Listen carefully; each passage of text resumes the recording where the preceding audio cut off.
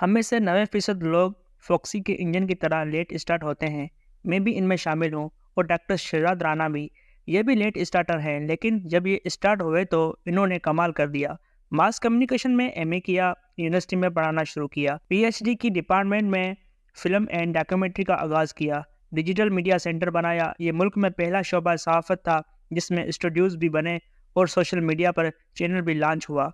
और ये डॉक्टर मोहम्मद शहजाद राणा का कारनामा था।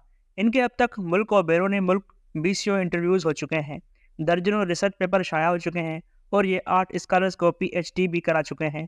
मैं जब भी शहजाद राणा की कामयाबियां देखता हूं तो मेरा सीना फ़ख्र से चौड़ा हो जाता है। इस शख्स ने वाकई हम सबको हैरान कर दिया। ये इस वक्त मास कम्युनिकेशन और मीडिया डिपार्टमेंट के चेयरमैन हैं और तमाम तालिब इल्म दिल से इनका एहतराम करते हैं।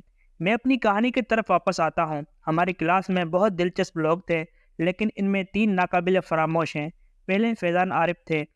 ये यूनिवर्सिटी में दाखिले से पहले ही सहाफ़ी थे और शायरी में भी ठीक ठाक सिक्का जमा चुके थे। एन जवानी में जब हम लोग बसों से लटक कर सफ़र करते थे या सिनेमा घरों के स्क्रीनों के सामने डांस करते थे, फैज़ान आरिफ इस वक्त भी इंतहाई सीरियस और मुद्दबर थे। नपी तुली गुफ्तगू करते थे और अदब व आदाब में भी हम सब से बहुत आगे थे और ताल्लुकात में भी। कमिश्नर और कोर कमांडर्स तक उन्हें साथ साथ लेकर फिरते थे। ये बाद लंदन चले गए, जंग लंदन और लोकल टेलीविज़न पर काम किया और आजकल अपना बिजनेस कर रहे हैं। मैं जब भी इनसे मिलता हूँ इनकी अलमियत की पहली से ज़्यादा कायल हो जाता हूँ। मेरे दूसरे क्लास फेलोज़ का नाम खालिद वकील था। मैंने पाकिस्तान में किसी शख्स को खालिद वकील से बेहतर फैज़ अहमद फैज़ और नूर मीम राशिद को पढ़ते नहीं देखा। ये शख्स सर से लेकर पाँव तक शायरी था।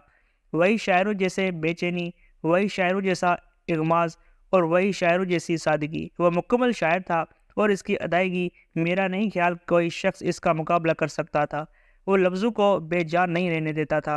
वो शेर पढ़कर इसके एक एक लफ्ज़ को धड़कता, मचलता और दौड़ता हुआ शाहकार बना देता था। ये बाद ऑस्ट्रेलिया चले गए, वहाँ से तालीम हासिल की और फिर सऊदी अरब की किसी बड़ी यूनिवर्सिटी में पढ़ाने लगे। और मेरे तीसरे क्लास फेलो मिर्ज़ा इदरीस थे। इस शख्स में लिखने की हैरान कुन जोर था। तहरीर में बेतहाशा रवानी, सलासत और खूबसूरती थी। मैं 30 साल लिखने के बाद भी जहाँ तक नहीं पहुँच सका। मिर्ज़ा इदरीस 1990 में वहाँ खड़ा था। मैं आज भी इसके टैलेंट और फ़न का मुकाबला नहीं कर सकता, मगर ये अपनी इफ्ता तबाह का शिकार हो गया और मेन स्ट्रीम के बजाय ब्रांच लाइन्स की तरफ निकल गया और फिर कभी वापस नहीं आ सका। ये आजकल कहाँ है मैं नहीं जानता, मगर इंशाल्लाह इसे बहुत जल्द तलाश करूँगा। मेरी क्लास में और भी लोग थे। इनमें राव वजी था। हारून आबाद की ज़मींदार फैमिली से ताल्लुक़ रखता था। इंतहाई खुशहाल था, लिहाजा वो हमारा सरदार होता था। ये बाद तबलीगी जमात में चला गया और फिर वापस नहीं आया। असद ऐवान में लीडरशिप की क्वालिटी थी। ये गैंग बनाकर पूरी यूनिवर्सिटी की मत मार देता था। चौधरी असगर हमारी क्लास का चौधरी था। इसका पूरा स्टाइल चौधरी जैसा था। निकला हुआ पेट, फूली हुई गाल, मोटी गर्दन और भारी मूछें। वो किसी तरफ से भी स्टूडेंट दिखाई नहीं देता था।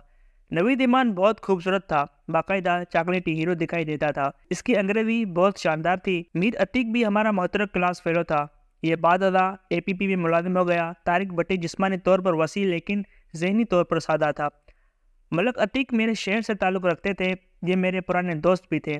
ये आजकल कनाडा में वकालत करते हैं और बहुत अच्छे और मुतमिन ज़िंदगी गुजार रहे हैं।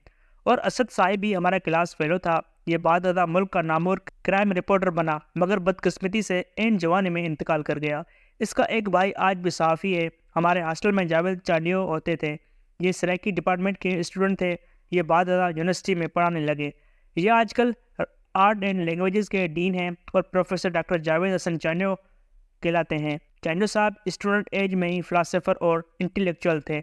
मैं जब एजाज़ी डिग्री ले रहा था तो मुझे ये तमाम लोग बार बार याद आए और मैंने दुआ की अल्लाह ताला हमें एक बार फिर चंद दिन इस्लामिया यूनिवर्सिटी में गुजारने का मौका दे। मैं 1991 के आखिर में बावलपुर से लाहौर आ गया और अमली सहाफ़त शुरू कर दी। मेरी इब्तदाई तनख्वाह 1400 रुपये होती थी और ये तनख्वाह भी मजीद निज़ामी साहब ने मेरी गोल्ड मेडल की वजह से दी थी, वरना वो ट्रेनी को सिर्फ 1200 रुपये दिया करते थे।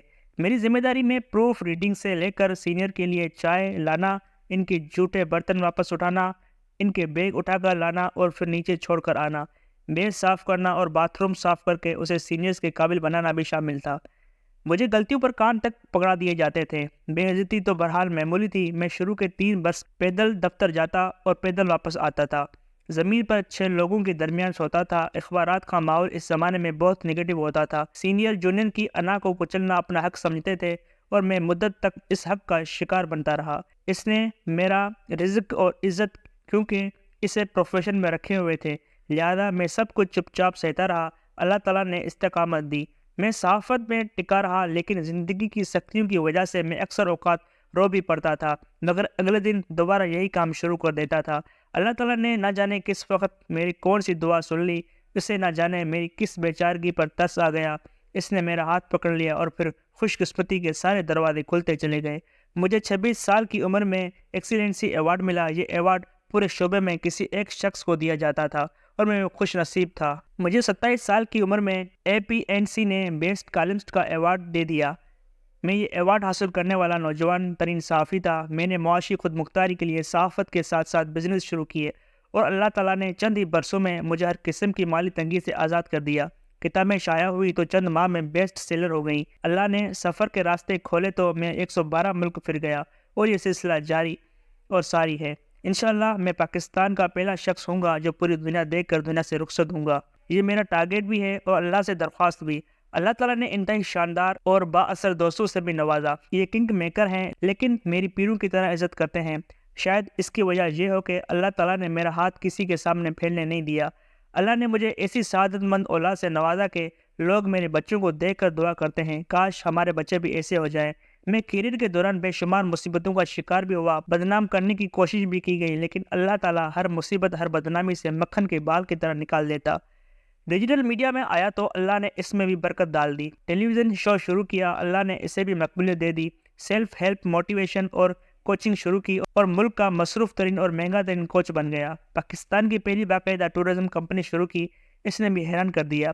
یوٹیوب چینل شروع کیے تو اللہ نے انہیں بھی قبولیت دے دی اور اب آرکینیکل کے نام سے پیور فوڈز کا کام شروع کیا ہے۔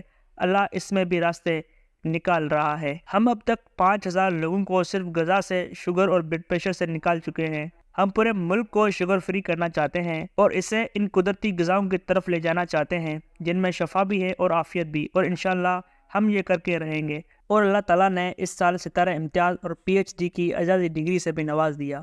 اللہ تعالیٰ نے کوئی کمی کوئی کسر نہیں چھوڑی، اگر تھی تو بس 2 چیزوں کی کمی تھی، درود کم پڑتا تھا اور داڑھی نہیں رکھی تھی۔ حضور اکرم صلی اللہ علیہ وسلم کا حکم آیا تو پہلے درود شروع کر دیا اور پھر تھوڑی ہی صحیح لیکن داڑھی بھی رکھ لی۔